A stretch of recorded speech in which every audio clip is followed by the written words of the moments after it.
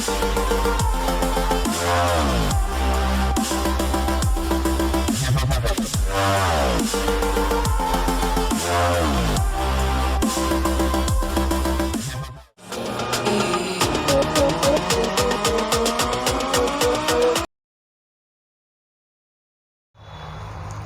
Friends, मैं प्रगति राय, गृह विज्ञान विषय विशेषज्ञ, सरस्वती ग्रुप ऑफ कॉलेजेस के डिजिटल प्लेटफॉर्म पर आप सभी का स्वागत है। आज का हमारा टॉपिक है कुपोषण। बीए फर्स्ट ईयर का फर्स्ट पेपर आहार एवं पोषण विज्ञान का आपका टॉपिक है कुपोषण।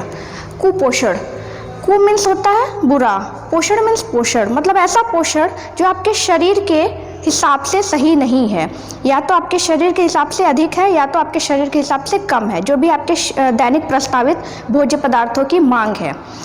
तो इसके पहले आपने पढ़ा था सुपोषण। पोषण की स्थितियों को दो भागों में बांटा गया था, सुपोषण एवं कुपोषण। सुपोषण में आपको बताया गया था कि जब आप संतुलित आहार का ग्रहण करेंगे तो आपको उचित पोषण मिलेगा, वही आपका सुपोषण कहलाएगा। कुपोषण, अब कुपोषण की स्थितियों में देख लेते हैं। आपको दिख रहा है, पहला है अतिपोषण, दूसरा है अल्पपोषण। मतलब कुपोषण को भी दो भागों में बांटा गया है, अतिपोषण और अल्पपोषण। अर्थात जब हम भोज्य पदार्थों का सेवन कर रहे हैं और उन भोज्य पदार्थों का जो भी सेवन हमारे शरीर में हो रहा है, जो भी ग्रहण हम कर रहे हैं, या तो उसकी अधिकता है हमारे शरीर में या तो कमी है। ये अधिकता और कमी निरंतर बनी रह रही है, तो ऐसे परिस्थिति में हमारा शरीर कुपोषित हो जाएगा। और ये दो तरह से हो सकता है, अतिपोषण तथा अल्पपोषण।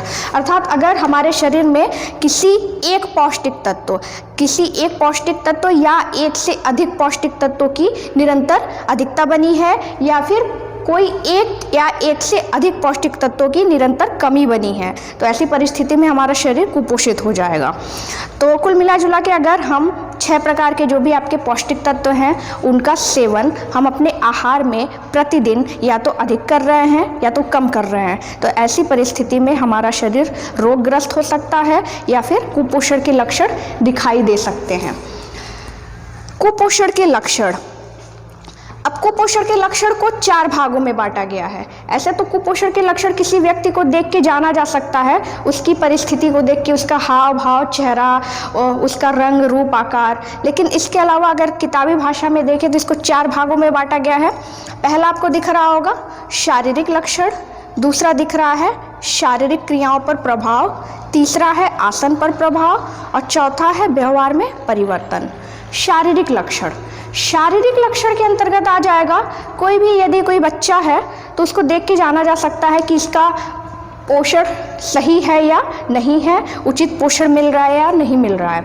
शारीरिक लक्षण के हिसाब से उसकी लंबाई, शारीरिक भार, ये देख के जाना जा सकता है कि बच्चे की उम्र, अगर बच्चा 10 साल का है तो 10 साल के हिसाब से उसकी लंबाई उतनी है या नहीं है, उसका शारीरिक भार उस हिसाब से है या नहीं है। तो इस तरह से हम देख सकते हैं कि उसका शरीर कैसा है। इसके अलावा उसके शरीर पर वसा का संग्रह है या नहीं है, उसका जो चेहरा है वो अगर चंद्राकृति का होगा तो वो कुपोषण का शिकार है। अगर उसका चेहरा गले के किनारे किनारे वसा का संग्रह अगर होगा तो वो कुपोषित नहीं है। तो उसके शरीर को देख के जाना जा सकता है बच्चा कुपोषित है या नहीं है। दूसरा है शारीरिक क्रियाओं पर प्रभाव। शारीरिक क्रियाएं मतलब जो भी प्रतिदिन हमारे द्वारा शारीरिक क्रियाएं की जा रही हैं तो उस पर कैसा प्रभाव है। जैसे अगर उत्सर्जन सही हो रहा है या नहीं हो रहा है, हमारी पाचन क्रियाएं सही प्रकार से काम कर रही हैं या नहीं कर रही हैं, जो भी हम डेली के काम कर रहे हैं, जो भी हमारी क्रियाशीलता है, हमारी कार्य क्षमता है, वो हमारे उम्र के हिसाब से सही है या नहीं है। तो इसके हिसाब से भी जो भी हमारी शारीरिक क्रियाएँ हैं उसके हिसाब से भी हम जान सकते हैं, हम खुद पे भी जान सकते हैं हम कुपोषित हैं या नहीं हैं। अर्थात जैसे अगर हम डेली के जो भी हमारे काम है, हमारे घरों में जो भी काम है या फिर हमारे खुद के ही काम है, अगर वो हम सही प्रकार से कर रहे हैं, हमें थकान की अनुभूति नहीं हो रही है, बेचैनी नहीं हो रही है, तो कहीं ना कहीं हमारे शरीर में पौष्टिक तत्वों की मांग हमारे हिसाब से सही है। और अगर हम नहीं कर पा रहे हैं, बहुत जल्दी हम चिड़चिड़े हो जा रहे हैं, थकान हो जा रही है, तो कहीं ना कहीं हमारी क्रियाएँ प्रभावित हो रही हैं, जिससे जाना जा सकता है कि हम कुपोषित हैं। आसन पर प्रभाव। अब चूंकि कुपोषण को अगर बच्चों में देखा जाए तो कुपोषण से बच्चों में दो रोग होते हैं, एक होता है क्वाशियोकर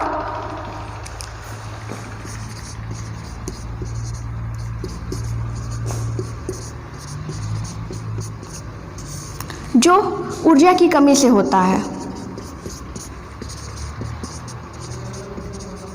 अर्थात अगर कार्बोज की कमी है, कार्बोज और वसा की कमी है तो बच्चे में क्वाशियोकर नामक रोग देखा जा सकता है।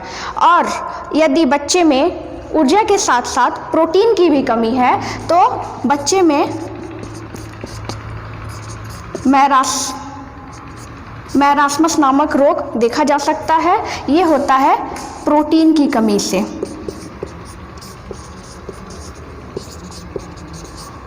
और इन दोनों बीमारियों में लक्षण अलग अलग होते हैं।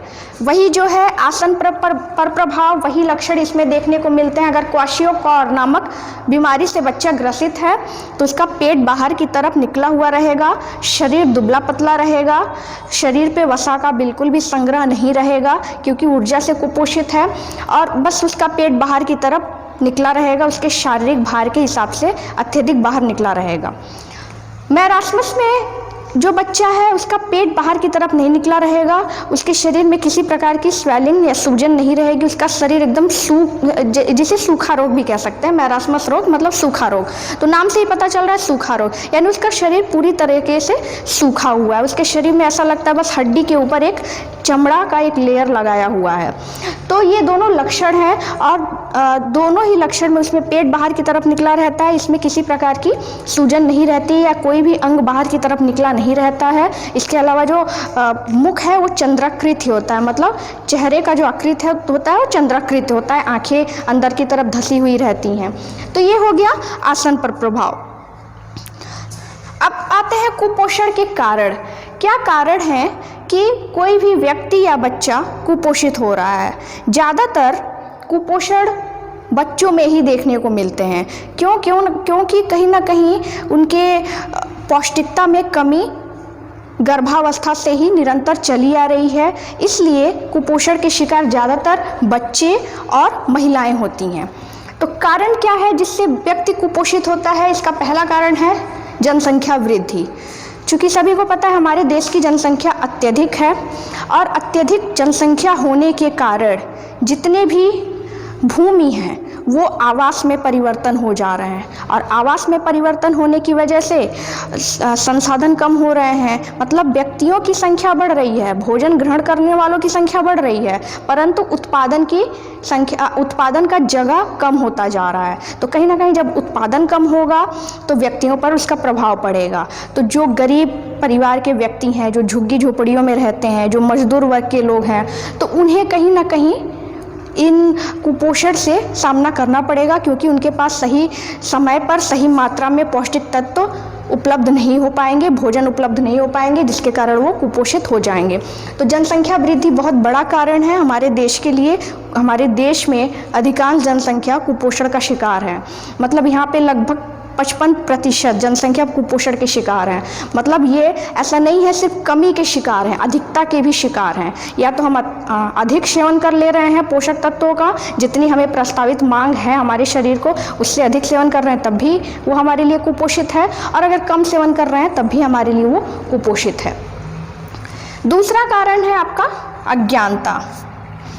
जनसंख्या वृद्धि के साथ साथ अज्ञानता भी एक बहुत बड़ा कारण है कुपोषण का, क्योंकि बहुत सारे व्यक्तियों को पोषक तत्वों की सही जानकारी नहीं रहती है। अर्थात लोगों के दिमाग में यही बैठा रहता है कि जितने पोषक तत्व हैं, जो अच्छे भोज्य पदार्थ हैं, वो जो महंगे भोज्य पदार्थ हैं उनमें ही पौष्टिकता मिलती है।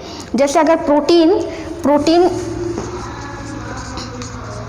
प्रोटीन के सेवन के लिए ज़्यादातर लोगों का मानना है दूध एवं दूध से बने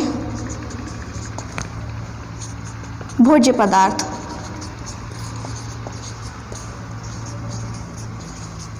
इसके अलावा मांस, मछली, अंडा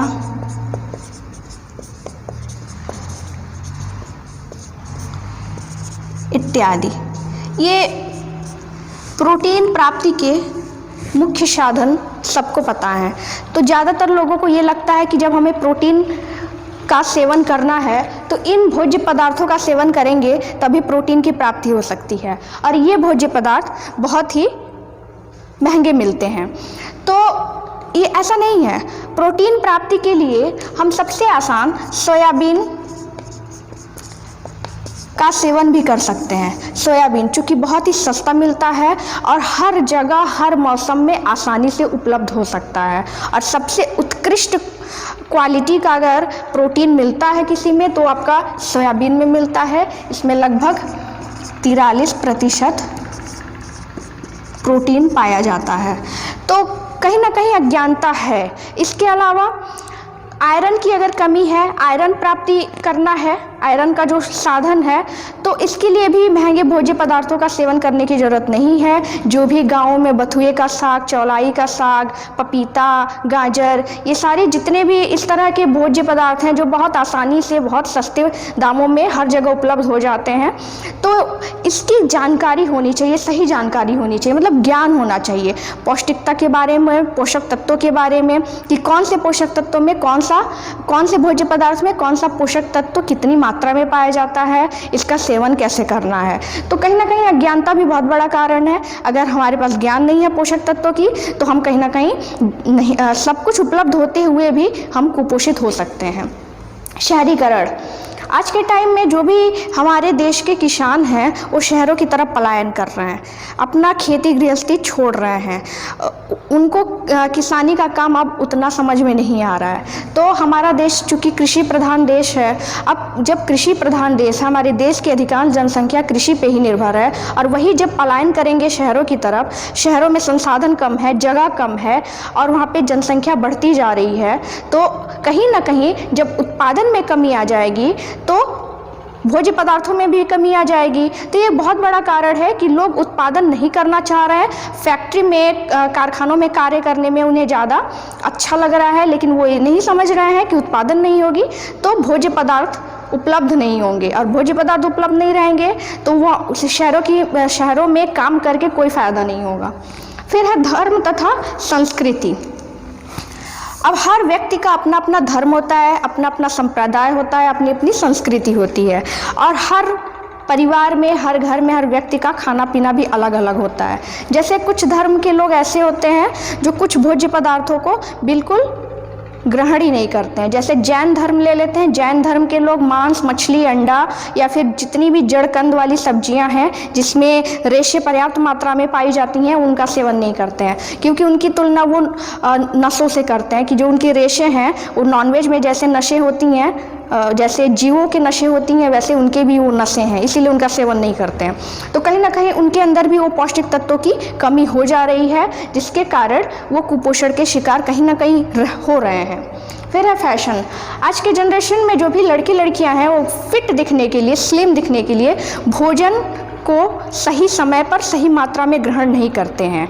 मतलब कि आजकल के लड़के लड़कियां सुबह का ब्रेकफास्ट नहीं करेंगे स्लिम दिखने के लिए, या फिर लंच नहीं करेंगे, या फिर डिनर, मतलब पूरे दिन का उनका जो भी रूटीन है, जो भी टाइम टेबल है भोजन ग्रहण करने का, वो अपने हिसाब से इधर उधर कर देते हैं या फिर करते ही नहीं है, जो बहुत बड़ा कारण है। कहीं ना कहीं अंदर से कुपोषित होते जाते हैं, लेकिन फैशन के चक्कर में उन्हें बिल्कुल भी ये ज्ञान नहीं होता है।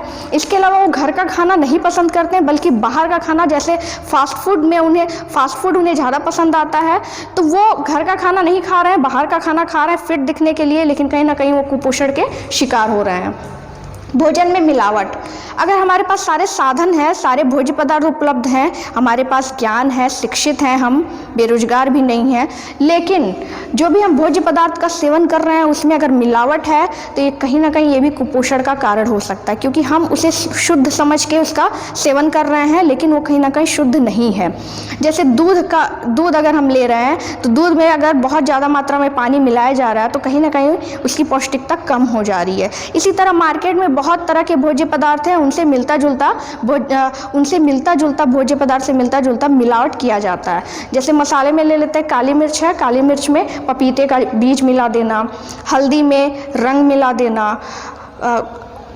धनिया की पाउडर में ईंट का बुरादा मिला देना, ऐसे ही तमाम तरह की मिलावट बाज़ार में बहुत आसानी से करते हैं और उससे कहीं ना कहीं हमारे शरीर में पौष्टिक तत्वों की कमी रह जाती है और नहीं तो हानिकारक चीज़ें हमारे शरीर में प्रवेश कर रही हैं।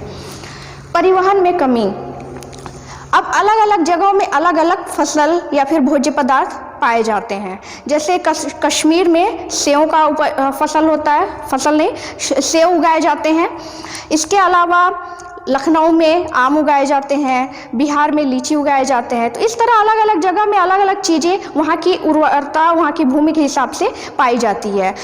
पंजाब में गेहूं का फसल बहुत ज़्यादा होता है, वहीं दक्षिण भारत में जाएंगे तो चावल का फसल बहुत ज़्यादा होता है। तो अलग अलग जगह में जब अलग अलग चीज़ें पाई जा रही हैं तो सही समय पर सही मात्रा में प्रत्येक जगहों में अगर वो सारे भोज्य पदार्थ सप्लाई किए जाएंगे, पहुंचाए जाएंगे, तो उन एरिया में भी पौष्टिक तत्वों की या भोज्य पदार्थों की कभी कमी नहीं रहेगी। तो अगर परिवहन में कमी है, सही समय पर सही मात्रा में प्रत्येक जगह वो सारे भोज्य पदार्थ नहीं पहुँचाए जा रहे हैं, तो कहीं ना कहीं वहाँ की जनता उस पोषक तत्वों से, उस भोज्य पदार्थ से वंचित रह जाएंगे या फिर बहुत अधिक दामों में मिलेंगे, जो सारे व्यक्ति जिनका सेवन नहीं कर सकते हैं। परिवार का आकार व संरचना, ये भी बहुत बड़ा कारण है कुपोषण का।